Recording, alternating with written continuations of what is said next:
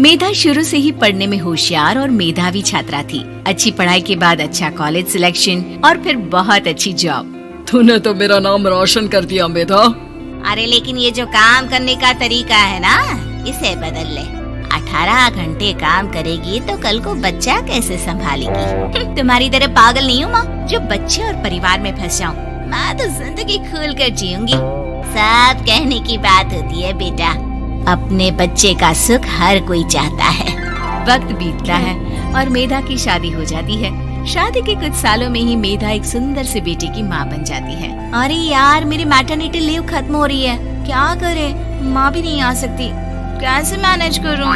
ऐसा करते हैं, इसके लिए एक केयर टेकर रख लेते हैं, वो देखा करेगी इसे।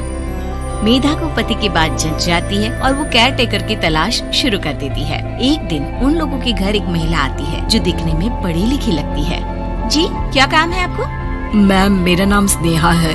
आपका एड देखा केयर टेकर का, क्या मैं आपके यहाँ काम कर सकती हूँ? हाँ, क्यों नहीं, लेकिन आप तो अच्छे घर की लगती हैं, फिर नौकरी क्यों? दरअसल मेरे ससुराल वालों ने मुझे घर से निकाल दिया क्योंकि मैं माँ नहीं बन सकती और माता पिता भी नहीं है इस दुनिया में। तो अरे कोई बात नहीं, तुम लक्ष्य को ही अपना बच्चा समझो और यहीं रहना, और किसी भी चीज की जरूरत हो ना तो बता देना। नेहा खुशी खुशी लक्ष्य को संभालने लगती है। रात को जब मेधा घर पर आती है, अरे क्या बात है स्नेहा, तुमने खाना नहीं खाया क्या? अरे दीदी, आपका बेटा टाइम दे तब ना। अरे तो जब वो सोता है तब खा लिया करो। तब तो मैं इसके पास ही बैठी रहती हूँ। कोई मच्छर या कीड़ा काट ले लक्ष्य को तो अब आप पकड़ो, मैं खाना खा लेती हूँ। स्नेहा वहाँ से चली जाती है। बहुत ही अच्छे से ख्याल रख रही है ये लक्ष्य का। मेधा, इतना तो शायद तुम भी ध्यान नहीं देती। मेधा को पति की बात बुरी तो लगती है लेकिन कुछ नहीं कहती। धीरे धीरे स्नेहा मेधा और उसके पति के साथ बाहर भी जाने लगी। सुनो, स्नेहा को भी बाजार ले चलते हैं। वो क्या है ना, लक्ष्य को देख लेगी जब तक मैं शॉपिंग कर लूंगी। हाँ चलो। वैसे मैं चाह रहा था कि लक्ष्य को लेकर हम दोनों ही चलते। क्या यार, तुम तो फ्री में इमोशनल हो जाते हो। कितना देख लेंगे हम दोनों मिलकर, ले चलो उसे। कार से निकलकर मेधा और लक्ष्य रोड क्रॉस कर रहे थे कि सामने से कार आ जाती है। मेधा का ध्यान नहीं होता लेकिन स्नेहा तुरंत लक्ष्य को मेधा से छीन लेती है। मेधा गिर जाती है और कार मेधा को छूकर निकलती है, जिससे मेधा को खून आ जाता है। पति मेधा को हाथ देकर उठाता है। स्नेहा लक्ष्य को लेकर गले लगाई रहती है। थैंक्स स्नेहा, मैंने तो ध्यान ही नहीं दिया था कि कार आ रही है। स्नेहा का गुस्सा मालकिन पर टूट पड़ता है।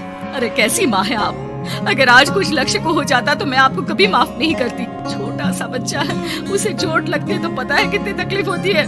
पति भी स्नेहा को देखने लगता है कि उसे क्या हो गया। मेधा को स्नेहा पर काफी गुस्सा आ जाता है। घर आकर कहती है, देखो स्नेहा, माना तुम लक्ष्य को बहुत प्यार करती हो, लेकिन वो मेरा बेटा है। मैं कभी जानबूझकर उसके साथ बुरा नहीं कर सकती, समझी? मुझे माफ कर दीजिए, मैं लक्ष्य को लेकर कुछ ज्यादा ही सेंसिटिव हो चुकी हूँ।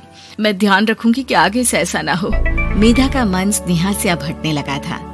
एक शाम मेधा ऑफिस से घर आती है कि लक्ष्य उसे दिखाई नहीं देता और ना ही स्नेहा। वो स्नेहा के कमरे में जाती है जहाँ दोनों सो रहे होते हैं। अरे स्नेहा, लक्ष्य को आज इस कमरे में क्यों सुला दिया? दीदी, मुझे नींद आ रही थी, ऐसे में उसे कमरे में अकेले लिटाना मुझे ठीक नहीं लगा। मेधा बच्चा उठाने लगती है कि स्नेहा टोक देती है। रहने दीजिए ना दीदी, सो रहा है, फालतू में नींद खराब हो जाएगी। मेधा को गुस्सा आ जाता है और वो बच्चा उठाकर वहाँ से चली जाती है। अगले दिन मेधा स्नेहा को बुलाती है, साथ में एक और लड़की खड़ी होती है। स्नेहा, अब तुम अपना कुछ और देख लो, हम लोगों को नई केयर टेकर मिल गई है, तुम इस हफ्ते घर छोड़ देना। स्नेहा का मन लक्ष्य को छोड़ने का नहीं करता, लेकिन नौकरी तो नौकरी होती है ना।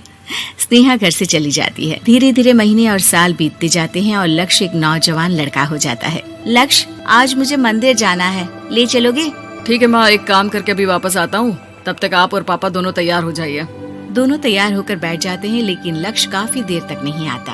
अरे मेधा, फोन तो करो लक्ष्य को, देखो क्या हो गया उसे। मेधा फोन करती है तो पता चलता है कि लक्ष्य का एक्सीडेंट हो गया है और वो सिटी अस्पताल में है। जल्दी चलिए, पता नहीं कैसा होगा मेरा बेटा। अरे चिंता ना करो, सब ठीक होगा, मैं अभी कार निकालता हूँ। दोनों मियाँ बीवी अस्पताल पहुँचते हैं जहाँ वो लोग देखते हैं कि लक्ष्य बिस्तर पर पड़ा होता है। एक महिला इन्हें यहाँ लेकर आई है, वो वहाँ बैठी है, लेकिन फिलहाल तो आप लोगों को इनके लिए किडनी का प्रबंध करना होगा। एक्सीडेंट में इसकी किडनी डैमेज हो गई है। मेरी ले लीजिए डॉक्टर साहब, मेरे बेटे को बचा लीजिए। नहीं नहीं, आप माँ हैं, आपकी नहीं ले सकते, पिता की भी नहीं। आप किसी रिलेटिव या दोस्त से पता कर लें और हाँ थोड़ा जल्दी करें क्योंकि देर होने से मामला बिगड़ सकता है। मेधा बैठकर रोने लगती है कि वहाँ डॉक्टर आ जाते हैं। जिस औरत ने आपके बेटे को यहाँ भर्ती कराया था वो अपनी किडनी आपके बेटे को देना चाहती है। हाँ? कौन है वो, कहाँ है वो?